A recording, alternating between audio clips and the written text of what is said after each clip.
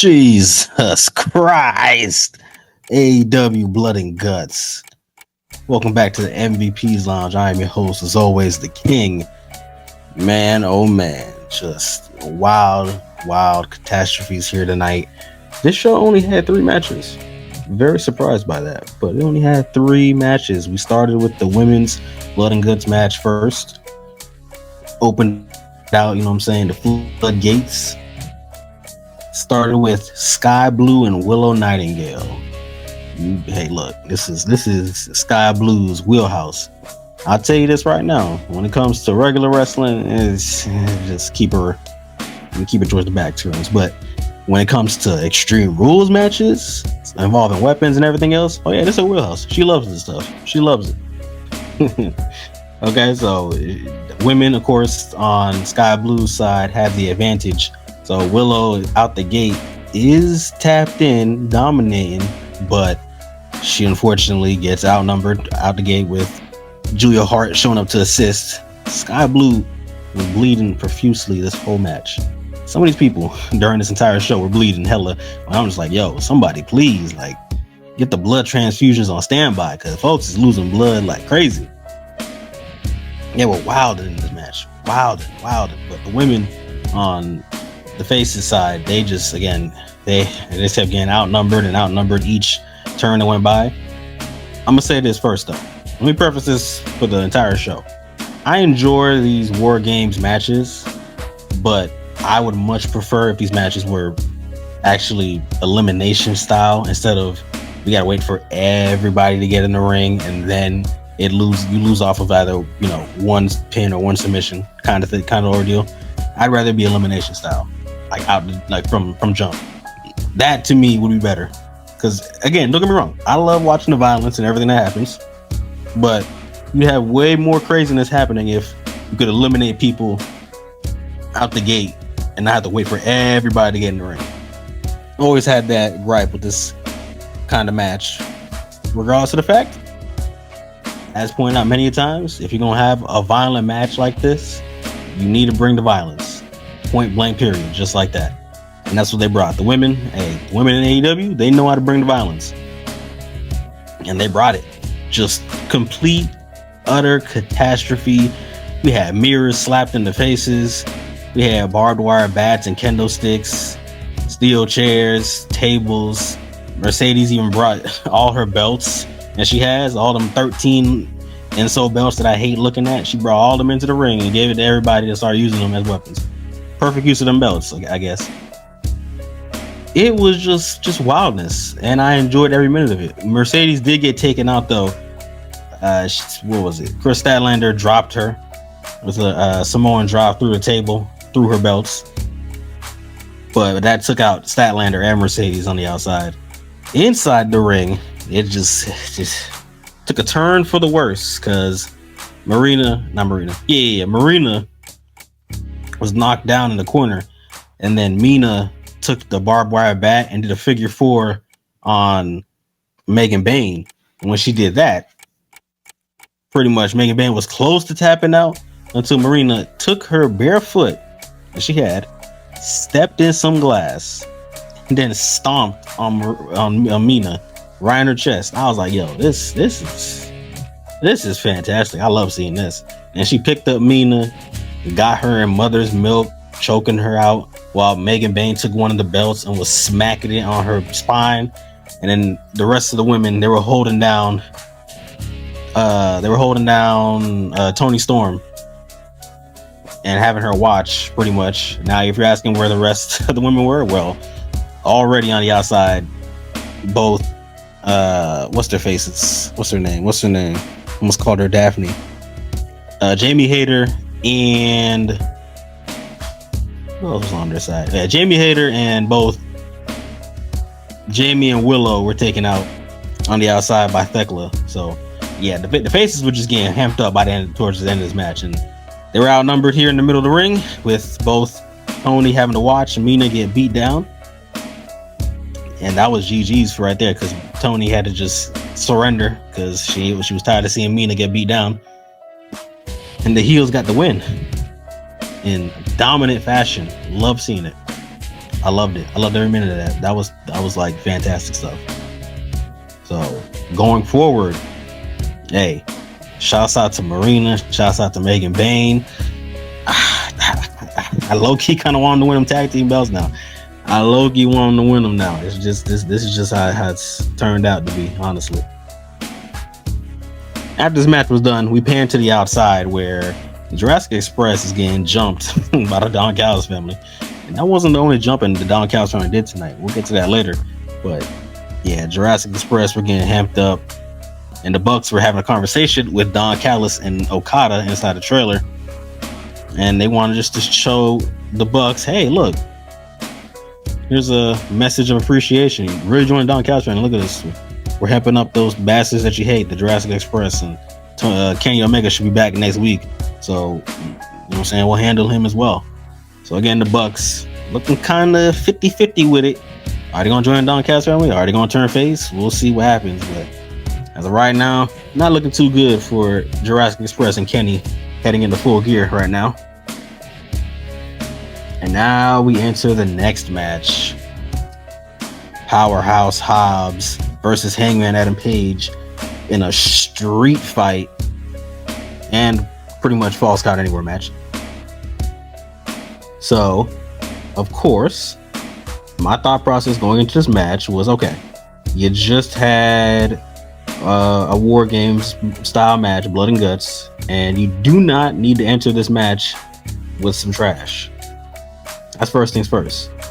It started out in the ring for just a bit too long for me personally. Like it started out in the ring just for a little bit too long. I'm like, all right, come on, y'all. Like, we just had a war just happen.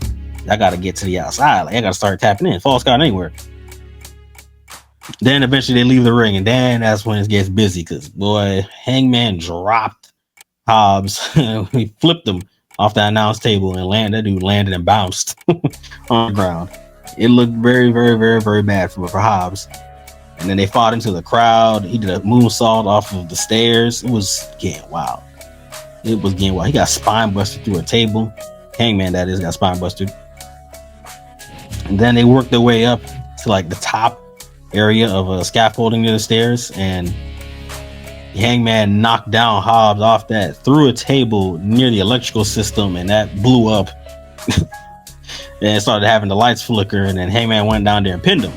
So I was like, all right, fantastic. Hey, there you go. This match didn't go too long.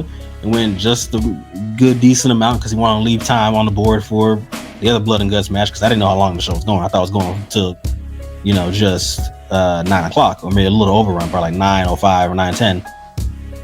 So the match went, the amount it needed to.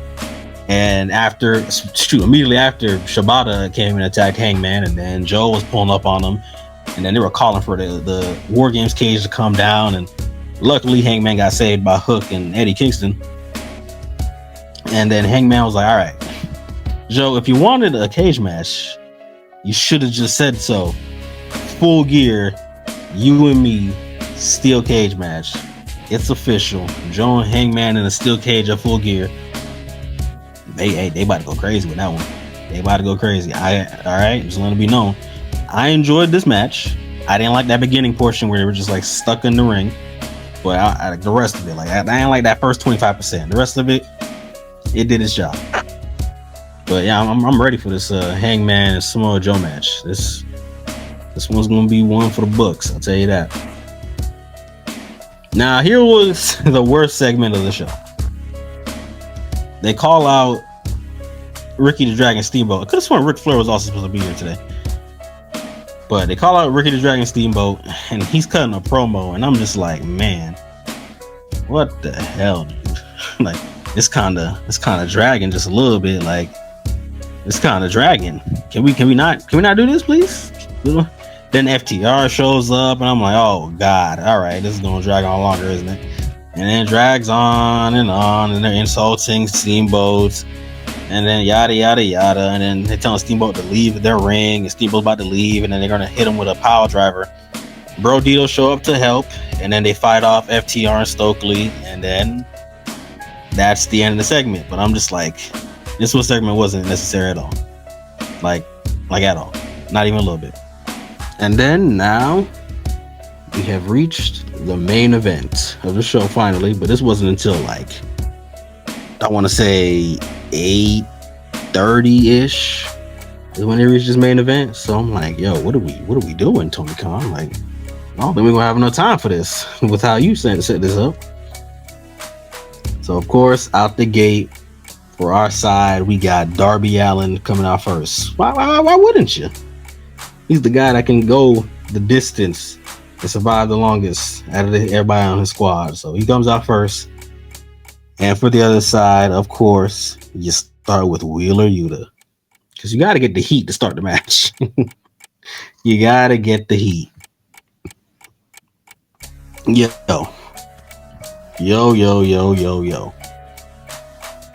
The faces were supposed to have the advantage in the match.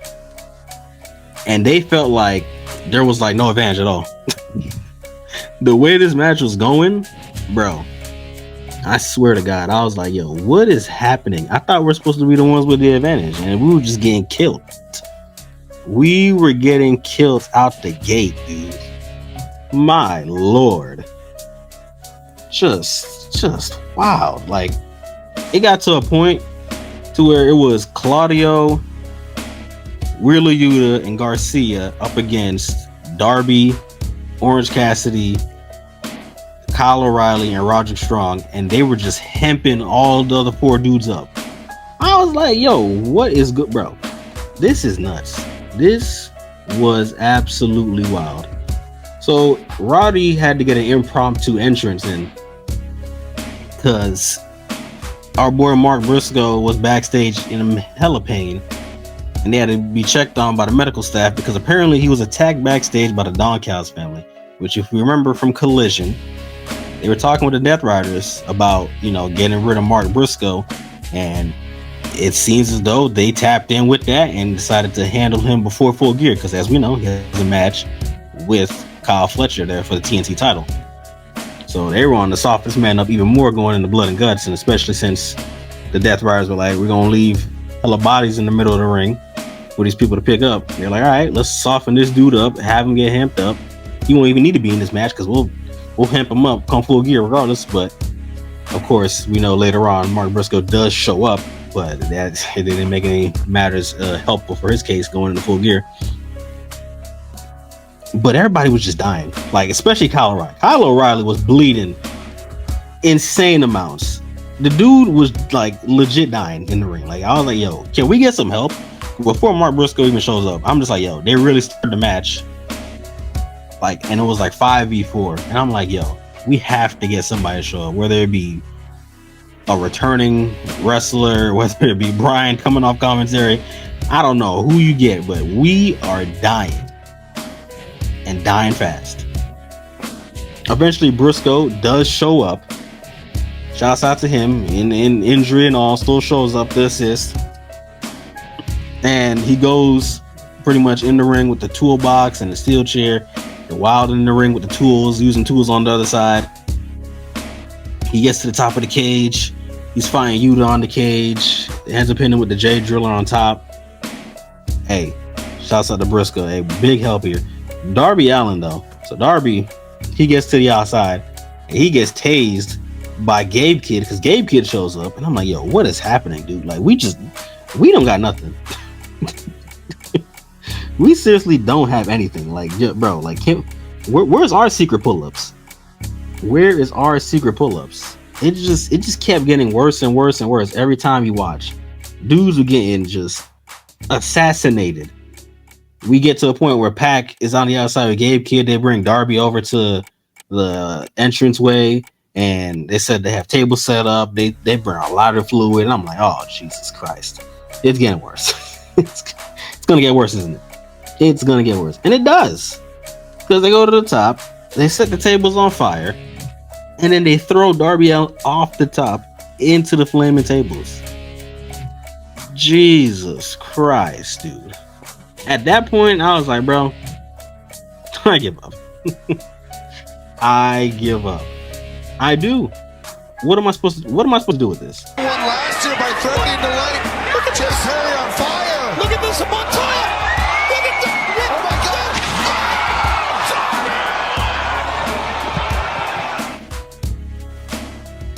Like, what am I supposed to do with that? What am I supposed to do with that, bro? What am I supposed to, like, where is our help? Help us. For the love of God, help us. Help us. But even in all the doubt we had, even with all that craziness happening, there was still a slight bit of hope left. There was still a slight bit of fight in this squad, because Orange Cassidy, even though his hands were stapled into his pockets, Jesus Christ, man, it was wild. He had to rip those out, fight back against Claudio Castagnoli, fight back against Mox. Mark Briscoe takes out Yuta. Then they take out Pac. And then both Roddy and Kyle, they both push Claudio into the tables. They're going crazy. Then eventually Kyle grabs onto Moxley and gets him in an ankle lock. And I'm like, yes, this has been the build-up since literally the end of what was the last pay-per-view name? Oh Lord, well, can't recall that. But ever since the last pay-per-view, where Mox ended up quitting, you had the whole story of him quitting, making the Death Riders lose again, pretty much. Then you go into the first match he has out the gate, which is against, I believe, Kyle O'Reilly, and of course he ain't trying to give up again, and he ends up knocking out the referee. And you get the whole spot with that, and then it's just chaos and chaos. But the build up to that, to not get into the ring now, where he gets him in the ankle lock and he is forced to tap out and give up. Moxley had nobody to bail him out. Watch the hand.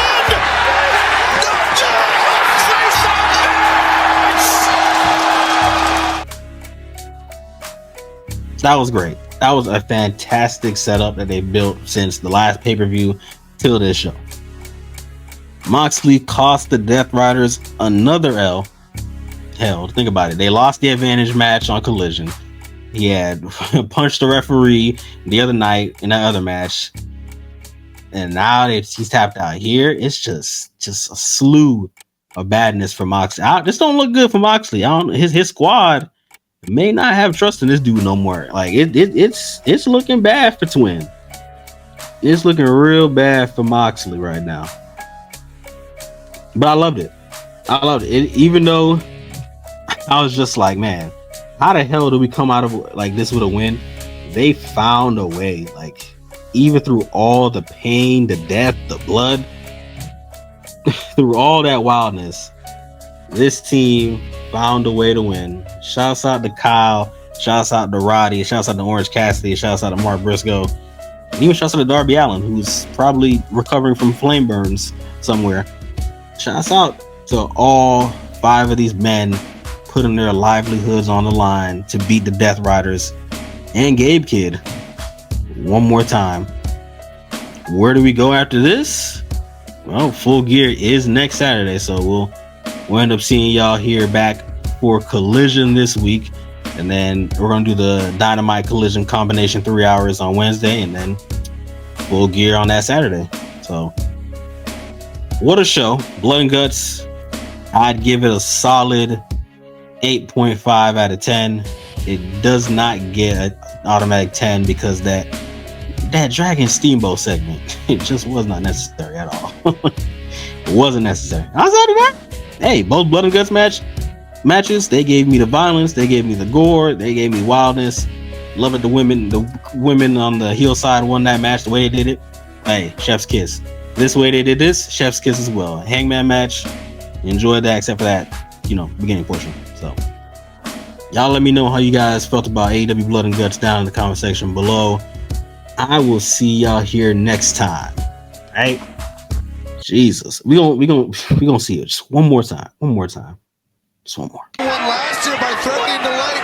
Look at Jeff Harry on fire. Look at this, up on top. Look at that. Oh my God. Damn. He ain't gonna be a MVPs.